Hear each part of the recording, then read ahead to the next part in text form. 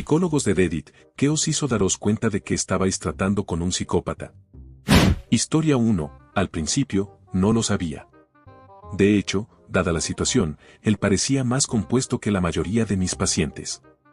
El tema de su pasado delictivo surgió. Solo sabía que había cumplido condena en prisión algunos años antes, pero no porque lo habían encerrado. Ya había tenido algunas sesiones con él cuando esto salió a la luz. Resulta que eran 2 condenas separadas que había cumplido. Ambas eran por acoso. En ambos casos, él era exactamente lo que tememos, un tipo acechando en un callejón oscuro. Me habló de estas cosas como si estuviera comentando el clima. Cuando me di cuenta de que no expresaba ningún remordimiento ni culpabilidad en absoluto, experimenté el mismo tipo de miedo frío y visceral que sientes cuando sales a caminar y casi pisas una serpiente. Historia 2. Soy un profesional de la salud mental que trabaja en correcciones, instalación de máxima seguridad. En mi experiencia, los psicópatas tienen esta mirada depredadora, especialmente cuando intentan manipularte. Es completamente inquietante y difícil de describir a alguien que no está familiarizado con esta población. También tienden a ser narcisistas y excesivamente encantadores, haciendo un esfuerzo por ser extremadamente amigables contigo. Historia 3. Psicólogo actual que trabaja en una prisión aquí. He trabajado con 3 individuos que me atrevería a decir que cumplirían con los criterios para el trastorno de personalidad antisocial en las últimas 2 semanas. Una característica común es que utilizan comportamientos como herramientas en beneficio propio.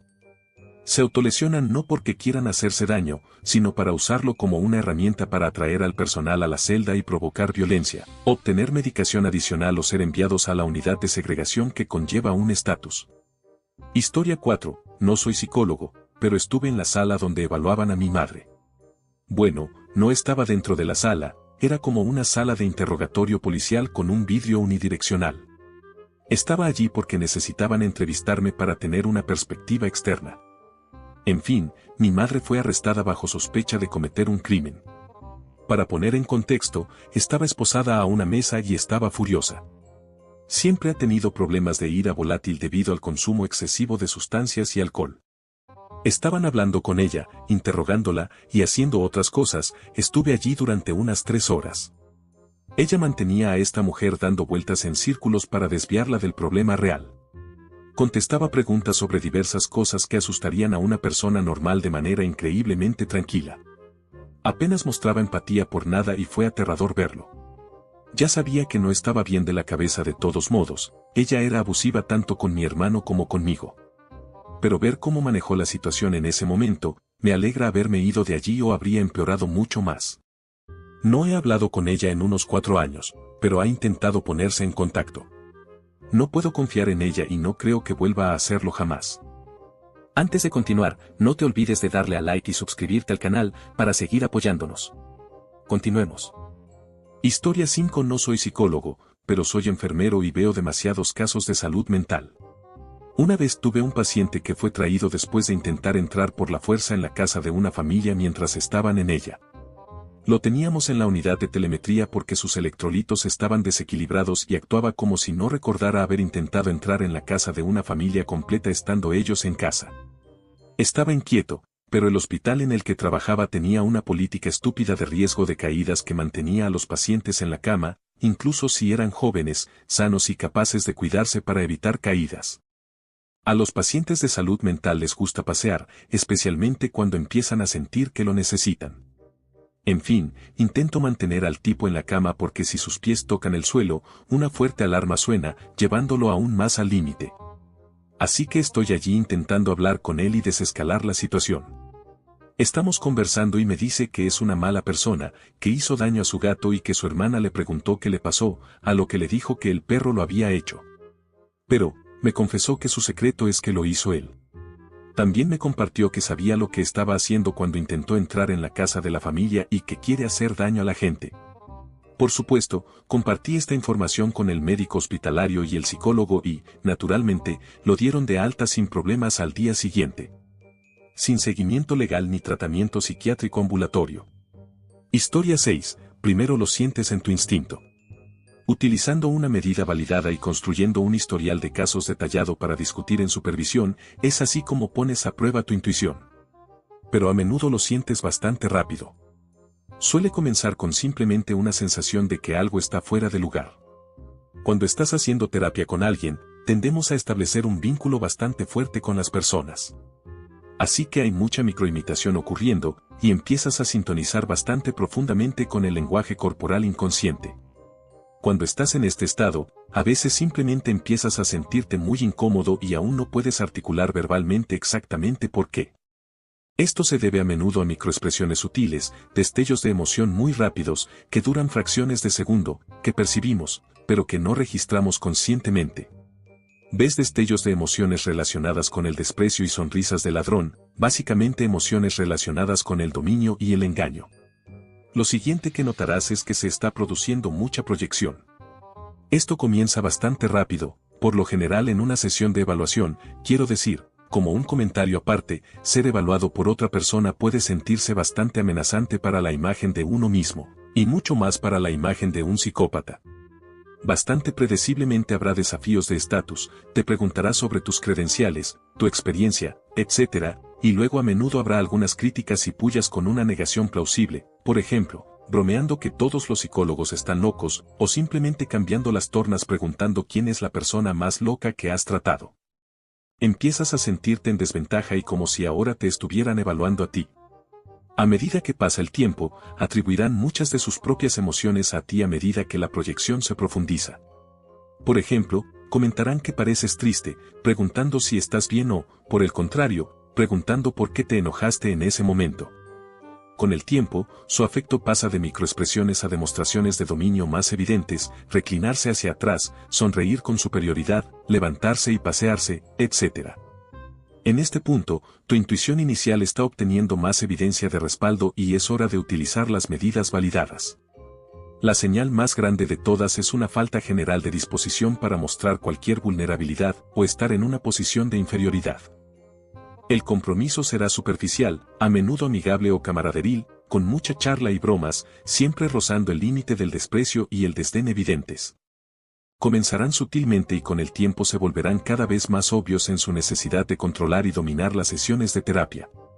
Si el terapeuta mantiene un control distante, el nivel de confrontación puede seguir aumentando y hasta llegar a intimidar abiertamente al terapeuta. Historia 7. A menudo, hay una expresión facial particular que adoptan cuando cuentan una historia, generalmente sobre lo ingeniosos que son. Uno de los TED Talks sobre cómo detectar a un mentiroso lo llama, alegría del engaño. A veces no pueden contener su rabia y los ves cambiar. Historia 8. Vale, entonces ¿cuál es la diferencia entre la psicopatía y el narcisismo? Parece que la gente se está enfocando únicamente en cómo la mayoría de los psicópatas son narcisistas, pero no están mencionando realmente nada más. Soy autista y, debido a mi empatía muy baja, parezco tener un poco de psicopatía. Sin embargo, tengo una autoestima muy baja. No manipulo a las personas, que yo sepa. Mi ex compañera de cuarto, por otro lado, era una narcisista en extremo, hasta el punto en que me maltrataba y manipulaba de muchas formas a lo largo de un año. Sin embargo, las descripciones en este hilo están confundiendo. Entonces, ¿qué otras características de un psicópata existen? ¿En qué nos diferenciamos? Historia 9. No soy psicólogo, soy criminólogo. Obviamente, no es lo mismo y nunca he estado en una situación clínica, pero quizás te interesen algunas experiencias relacionadas.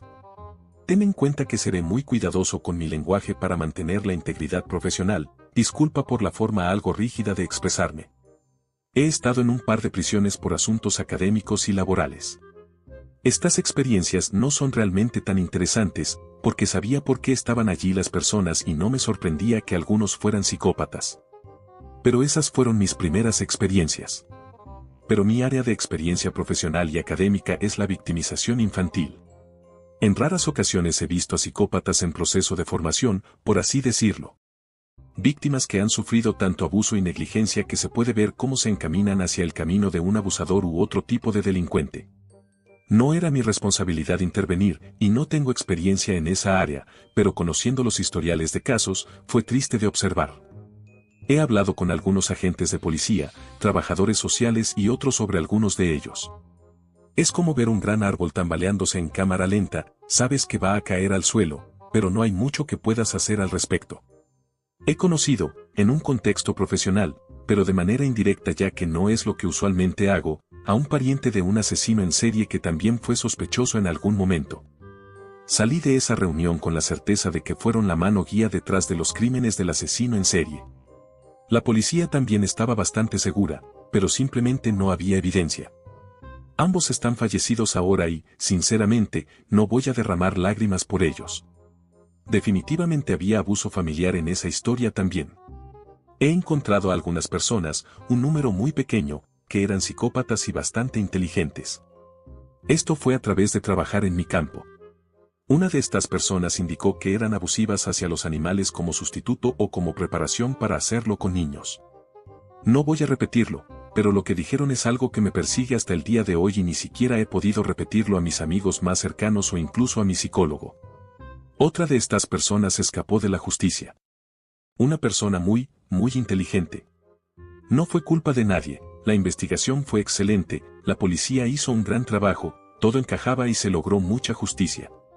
Sin embargo, esa persona escapó de la justicia por ser muy astuta. Fueron responsables de delitos muy graves y sostenidos y definitivamente se les podría clasificar como psicópatas. Por último, conocí a un amigo de una persona que solía estar en mi círculo social y que también fue víctima en su infancia. Tengo una sospecha, sin evidencia sólida, de que han cometido delitos graves. Tienen un trabajo profesional y tienen mucho éxito en la vida. Desde la perspectiva de alguien que no puede diagnosticar la psicopatía y no los estaba tratando ni analizando, pero que lo ha estudiado, diría que carecen de empatía real o conciencia. Muchas de sus emociones, pero no todas, me parecían un acto simulado y consciente. El abuso y la negligencia durante los años formativos parecen ser un hilo común para muchos delincuentes y psicópatas. Dicho esto, me atrevo a decir que hay algunos que simplemente tienen problemas en su cabeza, pero personalmente no he encontrado a ninguno de ese tipo. Historia 10. Los ojos cuando creen que deben mostrar una emoción. Tienes que entenderlo. Es como decir ay cuando te golpeas el codo, aunque no duela, porque durante toda tu vida, la gente ha gritado de dolor cuando se ha golpeado el codo. Conoces a suficientes personas así y te encuentras odiando cualquier situación obligatoria en tu vida en la que tengas que mentir, como cuando te preguntan cómo estás y dices que estás bien cuando no lo estás, simplemente porque todo lo que puedes asociar con eso son ellos. Historia 11. Cuando describía algunas de las cosas terribles que había hecho a las personas, no expresaba remordimiento, arrepentimiento ni siquiera enojo, expresaba desdén. Despreciaba a las personas a las que había dañado irreparablemente porque no había obtenido lo suficiente de ello, las usó para sus propios fines y realmente creía que habían fracasado en complacerlo. Historia 12. Una cosa que diré es que los psicópatas no son todos los clásicos criminales asesinos. A veces, las personas más amables que conocerás son psicópatas, y todo es un acto para manipularte y conseguir que hagas lo que quieren, o pienses de cierta manera sobre ellos, porque eso les hace sentir que han ganado y son superiores a ti. Cuidado con los chicos amables. Historia 13. Participé en debates en la universidad y mi compañero era así. Apuesto, carismático, popular en el campus. Siempre estaba muy alegre y amigable, pero me resultaba muy frustrante cuanto más lo conocía, porque nunca parecía escucharme y a veces cometía errores tontos como resultado. Hubo un par de veces en las que le llamé la atención y nunca tuvo una respuesta emocional legítima, solo daba garantías frías y vacías. Es difícil de describir exactamente, pero después de algunos meses conociéndolo, comencé a tener una sensación negativa sobre él. Era experto en disfrazar su falta de empatía, por lo que pasó todo ese tiempo antes de que me diera cuenta de lo extraño que podía ser. Tuvimos una sesión de equipo en la que hablamos sobre nuestras peores cualidades, y él nos dijo que siempre había coleccionado personas. Realmente no le importan, pero valora ser querido y el estatus elevado que viene con ello. Ahora trabaja en política. Historia 14. Esta es mi experiencia con la única persona que he conocido, en la secundaria. Era una persona muy superficial, y no me refiero a que le gustara el maquillaje y las cosas elegantes, me refiero a que cada interacción era muy superficial. Después de conocer a alguien durante años, esperas conocer un poco de su vida interna, pero no con ella. Escuché acerca de todo lo que compraba, las sustancias que consumía, recuerda, secundaria, los chicos y lo que hacían, nunca lo que sentía al respecto. Cada conversación se sentía como si estuviera enumerando sus credenciales. Al observarla desde un lado, podías ver cómo ponía una cara apropiada para la situación. Pasar el rato con ella era agotador porque nunca podías simplemente pasar el rato y hablar. Creo que sabía que esas interacciones eran las que la gente podría descifrar, porque a veces era desenfadada o superficial acerca de cosas que harían que la gente la mirara de reojo. Así que cada vez que salíamos, teníamos que estar haciendo algo, o más bien haciendo varias cosas. Fumar, beber, ver una película, escuchar música, jugar a un juego de mesa, bailar, comer, todo al mismo tiempo. Y luego asesinó a alguien. Solo bromeo. No es una delincuente, nunca ha tenido problemas con la ley en absoluto, lleva una vida muy normal. No tiene hijos, tiene un esposo, un trabajo. Es muy funcional, aunque un poco manipuladora. Su círculo de amigos se ha reducido. Es posesiva con su hermana gemela y su esposo. Su hermana gemela idéntica no es como ella, es una persona muy compasiva y amable. Me ha contado que su hermana mató a una mascota cuando eran jóvenes, jugando con ella como si fuera una muñeca, y no mostró ningún sentimiento de culpa o remordimiento, solo rabia cuando se la quitaron. No la llevaron a tratamiento, simplemente no consiguieron más mascotas y nunca hubo otro incidente. Son cercanas de una manera superficial, salen a comer una vez a la semana, comentan en Facebook una de la otra, pero la gemela normal me ha dicho que en su mayoría siente que tiene que cuidar de su gemela para asegurarse de que no haga nada malo o se meta en problemas. Así que sí, no todos son monstruos espeluznantes, algunos son simplemente sigilosos, llevando su vida sin sentir emociones. Historia 15. Después de leer muchas de estas experiencias, vale la pena mencionar lo siguiente. Los psicólogos rara vez utilizan el término psicópata en la actualidad.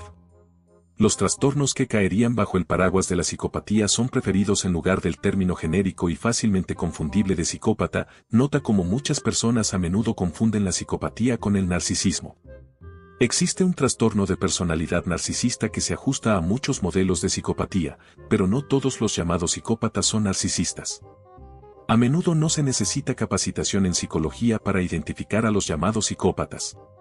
La formación formal es necesaria para diagnosticar y tratar esto, pero nuestros cerebros están altamente sintonizados para captar pequeños detalles de los cuales nuestra conciencia superior a menudo no es consciente.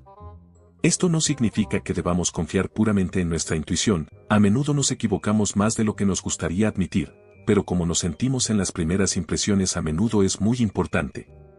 Muchas más personas presentan rasgos de varios trastornos de personalidad psicopáticos de lo que la mayoría se da cuenta. Sin embargo, la gran mayoría de estas personas llevan vidas bastante ordinarias y productivas y no muestran tendencias violentas. Incluso se ha argumentado que los psicópatas son un elemento evolutivo importante, que nos brinda personas que pueden desconectarse de la experiencia humana para brindar ideas o comportamientos valiosos que el resto de nosotros no podríamos comprender. La mayoría de nosotros pasará por periodos en nuestras vidas en los que a menudo presentaremos muchos síntomas de un trastorno de personalidad. Pero estos son simplemente momentos, no afectan verdaderamente nuestras vidas de la manera en que lo hace un trastorno real. Historia 16. No soy psicólogo, pero conozco a algunos, he estudiado el tema extensamente y mi hermana trabaja en salud mental en la policía. Él me dijo que intentó preocuparse por cómo se sienten las personas, pero no sabe ni siquiera cómo podría suceder eso. ¿Cómo sabes que te preocupas por alguien? ¿Cómo no sentir indiferencia? Simplemente dijo que tiene 3 emociones: indiferencia, enojo y lástima. Historia 17. No soy psicólogo, sino consejero. Estaban hablando de una discusión que habían tenido con su pareja. Un derrame accidental de agua sobre algunos dispositivos electrónicos que honestamente le podría pasar a cualquiera. Tan tranquilamente como si estuviera describiendo, no sé, cambiar de canal, comenzó a contar cómo había acorralado a su pareja contra la pared. Sin emoción, sin cambio de tono. Como si fuera algo normal. En ese momento era aprendiz y no estaba calificado para tratar con violencia doméstica, así que transferí al cliente a otro terapeuta.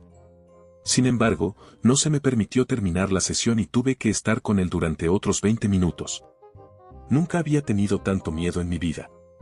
Me sentía como una presa pequeña atrapada en la habitación con un depredador. A él simplemente no le importaba. Sin embargo, si lo conocieras, pensarías que era solo un tipo normal y exitoso. Estoy 99% seguro de que era un sociópata, porque seguía tratando de obtener ciertas reacciones de mí, cambiaba constantemente sus tácticas, intentaba encantarme y cuando no me dejaba llevar por ello, se volvía extrañamente frío e irritado. Nunca había tenido un cliente así antes ni desde entonces. Historia 18. No soy psicólogo, pero según mi experiencia de haber estado en una relación con un psicópata, no lo supe hasta años después. Gran parte de lo que parece emoción es simplemente reflejar las emociones que ven en otros y cómo creen que es la manera socialmente apropiada de responder, sin importar si realmente sienten eso. Así es como se integran y parecen normales para la persona promedio.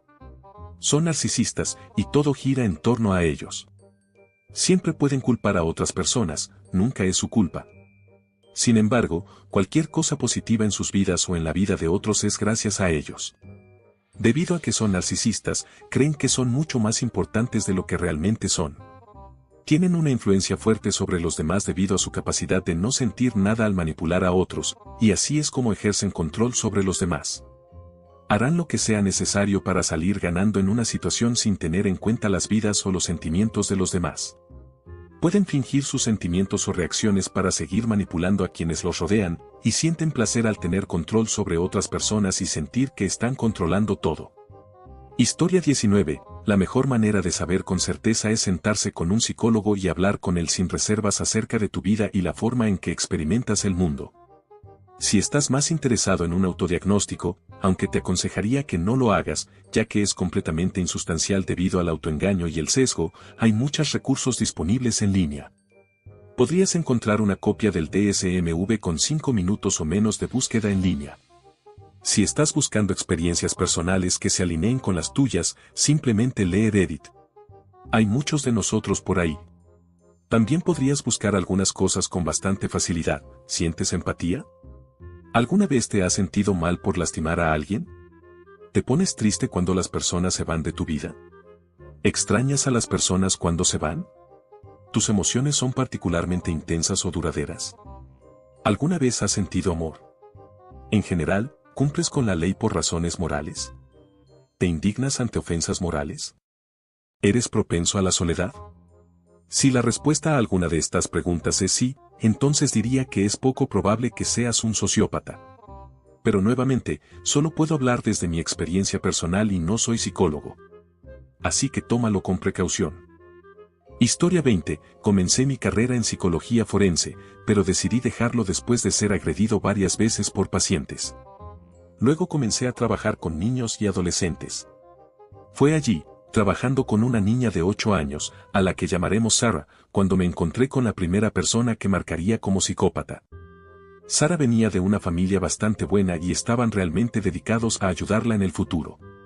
Los padres no tenían preocupaciones obvias con su propio comportamiento y parecían ser personas bastante equilibradas.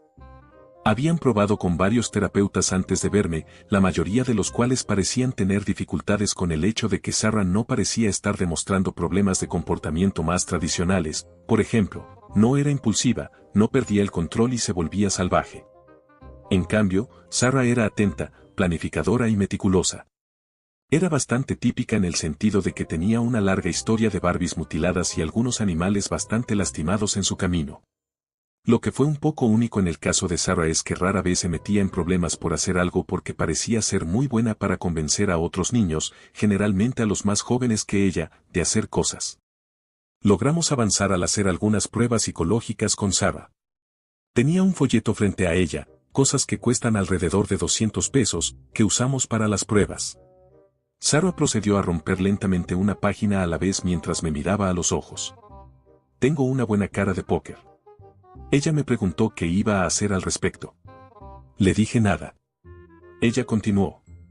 Después de un rato admitió que estaba sorprendida de que aún no hubiera reaccionado. Le dije que no era mi folleto y que solo trabajo aquí. Esa fue la razón por la que se detuvo.